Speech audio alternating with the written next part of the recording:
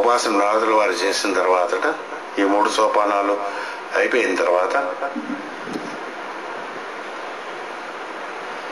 ఈ 3 సోపానములు ఆచరణీయమైన మార్గమును అనుభూతికి అందించి ఉపదేశించుటే భాగవతం యొక్క పరమార్థం. ఇంకా డీప్గా ఈ 3 ఎక్స్ప్లెయిన్ చేస్తాం మొత్తం భాగవతంలో. ఈ ఆచరణీయత సాధకుని స్థితిపై ఆధారపడేది కాక జాగ్రత్తగా మార్గం యొక్క అమోఘత్వంపై ఆధారపడి ఉన్నది. మీరు ఏ లెవెల్లో ఉన్నారు సార్, ఆ లెవెల్ బట్టి మేము చేస్తాం, అలా ఉండదు అన్నాడు. ఏ లెవెల్లో ఉన్నారు సార్, ఇది ఉపాసన చేస్తే ఆ లెవెల్కి వెళ్ళిపోతారు.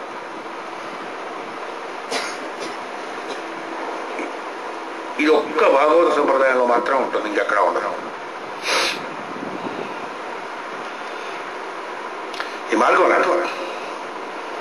మాస్టర్కి గారి మార్గం పట్టిన తర్వాత ఫుల్ ప్రూఫ్ సిస్టమ్ అది ధైర్యంగా నేను చెప్పగలను. ఇంక ఏ సిస్టమ్ అయినా చూడండి, ఎక్కడో ఒక చిన్న కన్నం ఉంటుంది, ఆన్సర్ లేనటువంటి ఒక క్వశ్చన్ మిగిలిపోయింది. మాస్టర్ గారి సిస్టంలో ఉండదు.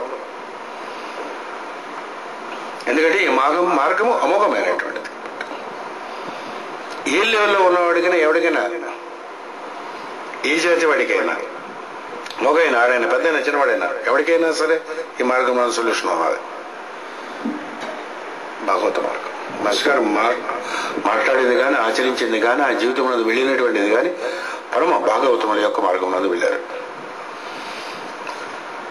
అది ఉపదేశించడానికి అర్హత ఆయనకి ఉంది తప్ప ఇంకెవరికి లేదు కూడా. పరిచయం చేస్తూ ఉన్నారు. ఈరోజు పుస్తకానికి ఆయన ఇచ్చినటువంటి ప్రణాళిక, అందులో నారాయణుడు నారదుడు తన పూర్వజన్మ వృత్తాంతం వ్యాసునికి చెప్పటం అనేటువంటి దాంట్లో 3 సోపానాలు చెప్పాడు. విష్ణుపాసన, వాసుదేవోపాసన, నారాయణోపాసన.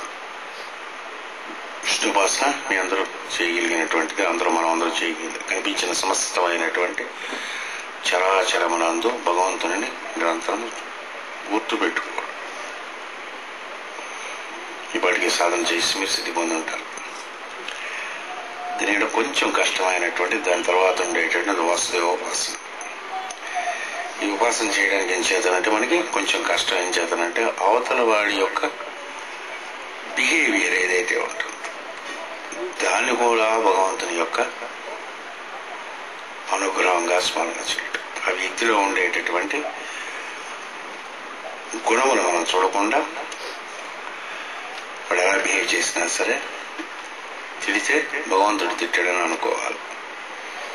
మోసం చేసినా భగవంతుడు మోసం చేసాడు. మాస్టర్ గారు ఏం చెప్పారు, ఈ వాసుదేవోపాసన గురించి చెప్తూ, ఈ నాస్తికులైనటువంటి వారు వీరు వారు ఉంటారు, భగవంతుడు అంతా మంచివాడు అంటారు మీరు, మరి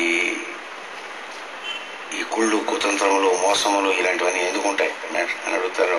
ఇది పాత రికార్డ్ అని చెప్పారు మాస్టర్ గారు.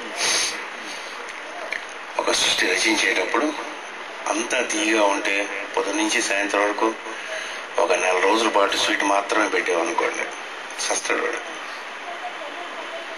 చిన్న ఉప్పు, చిన్న పులుపు, చిన్న కారం. అలాగే ఏదైనా ఒక కథ, ఎవరైనా కథ రాసినా సరే, కావ్యం రాసినా సరే, అందరూ హీరోలే ఉన్నారనుకోండి, కథ వ్యక్తి కట్టదు. అందులో ఒక దుర్మార్గుడు ఉండాలి, ఒక మోసం చేసేవాడు ఉండాలి, ఆయన ఎత్తి గడిపేవాడు ఉండాలి. ఇవన్నీ కలిపితే కథ అవుతుంది. అంటే హీరో భగవంతుడు ఎంచేటప్పుడు సరదాగా రచించుకుంటాడు. ఆయన ఇష్టం, ఆయన కథ రాసుకుంటాడు.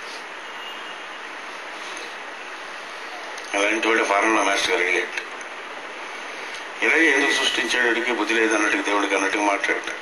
అంటే ఆ టైంలో నువ్వు లేవు, ఆయనకి సజెషన్ ఇవ్వడానికి అన్నట్టు.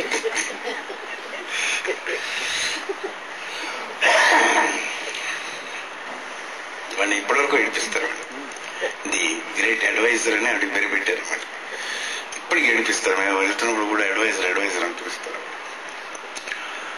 అంచేత సృష్టి ఉందో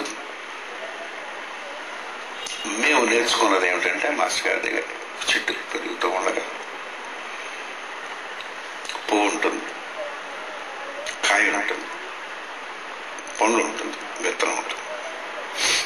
కాయ కొరికితే పుల్లగా ఉందని అలా వీలేదు, కొన్నాళ్ళు అయితే అది తీయగా అవుతుంది.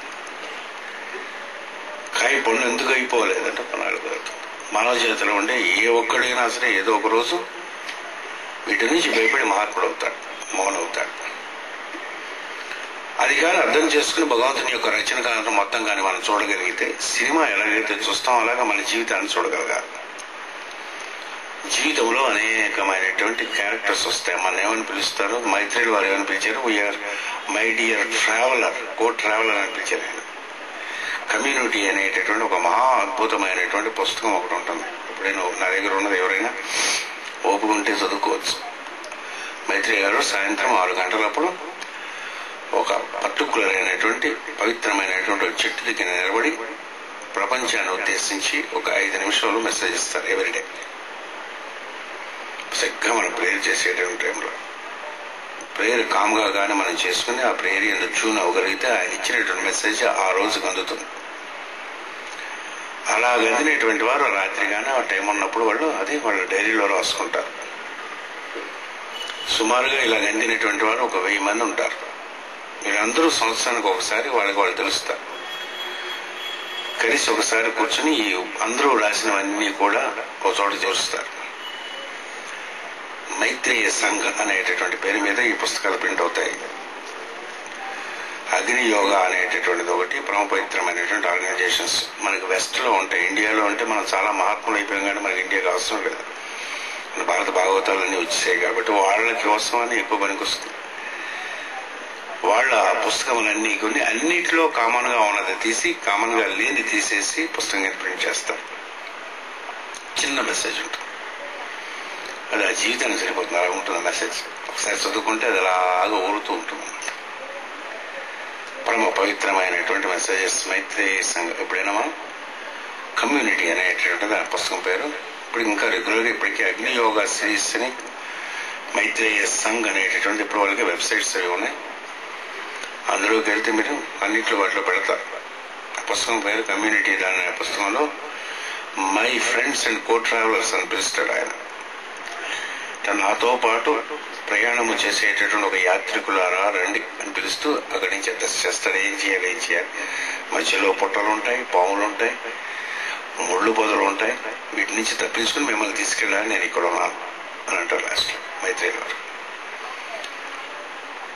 మన బుర్రలో పాములు, తేళ్లు, జరులు అన్నీ ఉంటాయి. వాడిని వీడిని కరుద్దాం, కొడుదాం, వాడి మీద కక్ష తీసుకుందాం, వీడి మీద తిరగదాం, ఇలాగనే ఉంటాయి కదా, పొరలో ఉంటాయి అన్నమాట. అంటే ఏం చేయాలి, ఎదురుగా ఉండేటటువంటి వాడు ఎటువంటి ప్రవర్తన చేసినా సరే ఆ ప్రవర్తన ఎంతో వాసుదేవుని చూసుకోమన్నాడు. ఓం విష్ణవే నమః, ఓం నమో భగవతే వాసుదేవ అని చెప్పుకున్నాం మనం లాస్ట్ వీక్.